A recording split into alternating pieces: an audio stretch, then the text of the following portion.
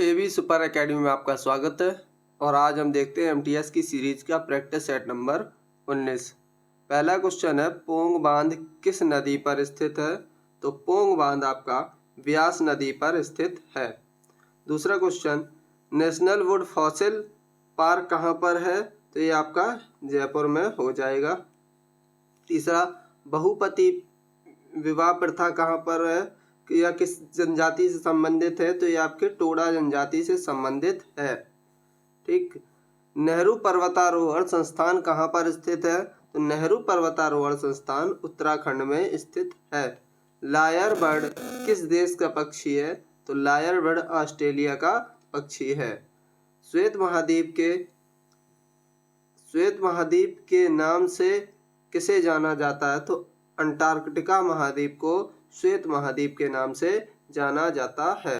प्रशांत महासागर का चौराहा किसे कहा जाता है? तो हवाई द्वीप को प्रशांत महासागर का चौराहा कहा जाता है। क्षेत्रफल की दृष्टि से भारत का सबसे बड़ा जिला कौन सा है? तो भारत का सबसे बड़ा जिला कच्छ हो जाएगा क्षेत्रफल की दृष्टि से।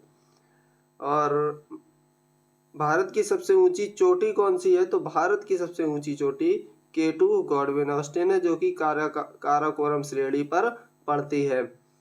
तो हिमाचल प्रदेश में स्थित दर्रा कौन सा है? तो हिमाचल प्रदेश में स्थित दर्रा सिपकीला और रोहतांग है। ठीक है, इसमें अब ए और सी दोनों दिया है तो ये आपके गलत हैं, और इस बुक में कई जगह पे आंसर भी गलत हैं। ठीक है, तो उन पे थोड़ा सा फोकस करना। इसी वजह से मुझसे प्रैक्टिस सेट नंबर 17 में एक या दो क्वेश्चन गलत हो गए थे, वो मैंने कमेंट में आपको लिख दिए हैं कौन कौन से आंसर सही होंगे। नगर निगम के अध्यक्ष को क्या कहा जाता है? तो नगर निगम के अध्यक्ष को मेयर कहा जाता है। नगर निगम के WHO का मुख्यालय कहाँ स्थित है? तो WHO का मुख्यालय जेनेवा में स्थित है, ये याद रखना। अजंता के अनेक चित्र किसके शासनकाल में बनाए गए थे? तो ये आपके गुप्त वंश के शासनकाल में बनाए गए थे। अगला क्वेश्चन, उपनिषद क्या है? तो उपनिषद है आपका हिंदू मनीषा को प्रतिपादित करने वाला दार्शनिक सिद्धांत। ठीक है, और अब 15 नंबर क्वेश्चन देखते हैं हम लोग थोड़ा सा। भारत में लोधी वंश का आखिरी शासक कौन था? तो भारत में लोधी वंश का आखिरी शासक इब्राहिम लोधी था, और ये दिल्ली सल्तनत का एकमात्र ऐसा राजा था जो कि युद्ध करते हुए परास्त हुआ था। ठीक है, वरना तो सभी कुछ न कुछ बीमारी से या किसी अकाल मृत्यु से मरे थे, और ये बाबर से लड़ाई करते हुए मरा था 1526 में। अब देखते हैं, निम्नलिखित में से कौन सा नृत्य कर्नाटक से संबंधित नहीं है? तो राउफ जो है ये आपका कर्नाटक से संबंधित नहीं है, राउफ जम्मू कश्मीर से संबंधित है। निम्नलिखित में से कौन सी जनजाति सिक्किम की है? तो बात सिक्किम की गई है, तो भूटिया जनजाति आपकी सिक्किम की है। बारदोली सत्याग्रह आंदोलन का नेतृत्व किसने किया था? तो आपके सरदार वल्लभ भाई पटेल ने किया था। ये 1928 में आंदोलन हुआ था, और बारदोली की महिलाओं ने ही सरदार वल्लभ भाई पटेल को सरदार की उपाधि दी थी। 19 नंबर क्वेश्चन कि असम से संबंधित है, कौन से नृत्य असम से संबंधित है? तो आपका बिहू असम से संबंधित है। ठीक। भारत की आत्मा गांवों में निवास करती है, कथन किसका है? मतलब ये बात गांधी जी ने कही थी कि भारत की आत्मा गांवों में निवास करती है, क्योंकि उस टाइम पर गांवों की प्रतिशतता अधिक थी, शहरों की कम।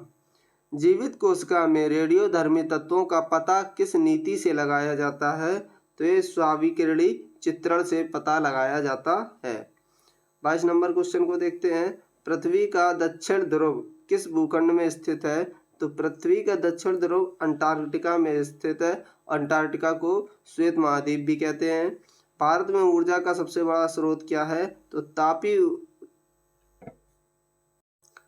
इसका आंसर हो जाएगा तापी ऊर्जा। अब देखो, इसका भी आंसर इस किताब की आंसर शीट में गलत दिया हुआ था, जो कि मेरे नज़र में आ गया, तो मैंने आपको ठीक ठीक बता दिया। दूसरी पंचवर्षीय योजना ने किसको प्राथमिकता दी थी? ये भारी उद्योग को प्राथमिकता दी थी दूसरी पंचवर्षीय योजना में। अब देखते हैं लास्ट क्वेश्चन। देश में छोटे किसानों को परिभाषित किया गया। वे किसान जिनके पास जोत क्षेत्र है, उसके कैसे परिभाषित किया गया है? 1 से 2 हेक्टेयर अगर उनके पास भूमि है तो वो छोटे किसान कहलाएंगे। ठीक है, और आज का आपका वीडियो यहीं से ख़त्म होता है। तो लास्ट में कमेंट कर दीजिएगा, वीडियो को लाइक कर दीजिएगा। धन्यवाद। क्योंकि जितने व्यू आते हैं उतने लाइक नहीं आते।